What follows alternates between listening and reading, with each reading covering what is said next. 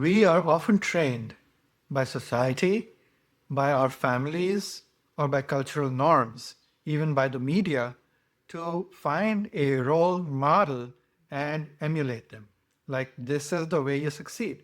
Now, this model could actually be a real person, or it could even be a made up, ideal version of success that we just got conditioned into believing.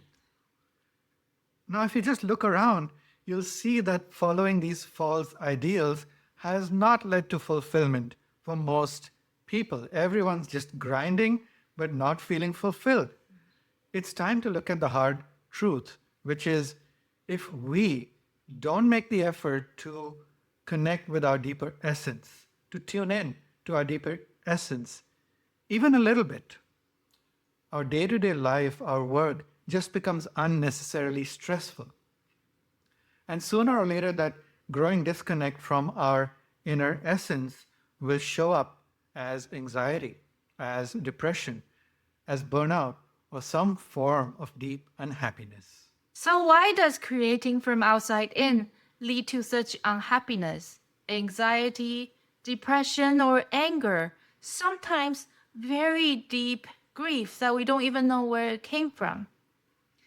When we try so hard to meet external expectations, we tend to push against our nature. We may feel like imposters in our own lives. We're self conscious at every step, unsure if what we're doing really reflects who we are.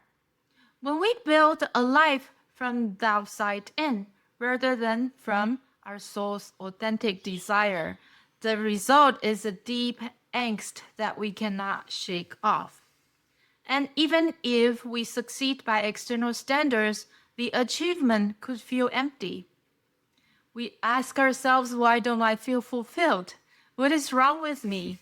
Everybody seems to be so happy with their success. They enjoyed it. Why couldn't I? It is because we've ignored the natural rhythm and message of our soul. Now you may be asking, what is the natural rhythm and message of my soul? I mean, I can't see my soul, I can't hear my soul, so how do I know what my soul wants? And you'll be right, because we've spent over a decade learning soul wisdom, practicing how to connect with the soul, how to communicate, how to tune in. But most people haven't. The soul is invisible. It's inaudible. So how do you know? Just look at Mother Nature. Nature shows us the way. It has these universal principles and laws that, take it from us, they mirror our inner workings because we come from nature. So think about a raindrop falling from the sky. No matter where it lands on the earth, it lands on a rooftop, it lands in a barrel, it lands in an open field. Eventually, it will make its way into the ocean. But if the raindrop got fixated on one right way to get to the ocean, I must do it this way, then it's just going to struggle at every step of the way. It's basically struggling against its own natural flow. Now, this sounds silly, talking about a raindrop. Why would a raindrop do that? But if you reflect this to humanity, we all do the same. We just get so rigidly focused, not just on our goal, but on one particular path to get to the goal. And what happens is, as a result, we tense up in the process. At every step, we are afraid of making mistakes.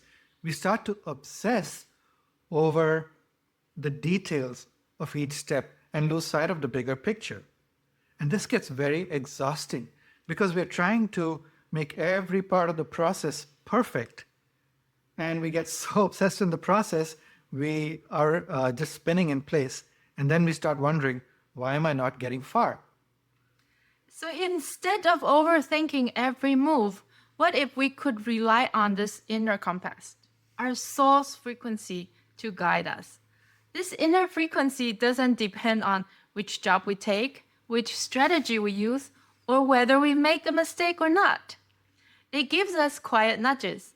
It reassures us that we are on the right course, even if things could look very messy on the surface. When we're aligned with this frequency, we can move through life with less stress and more trust. And most importantly, we connect with that deep joy that just rises naturally when we have inspiration come to us. This is how we rise above all these deep unhappiness, the anxiety, the burnout. Not by trying harder, but by aligning deeper.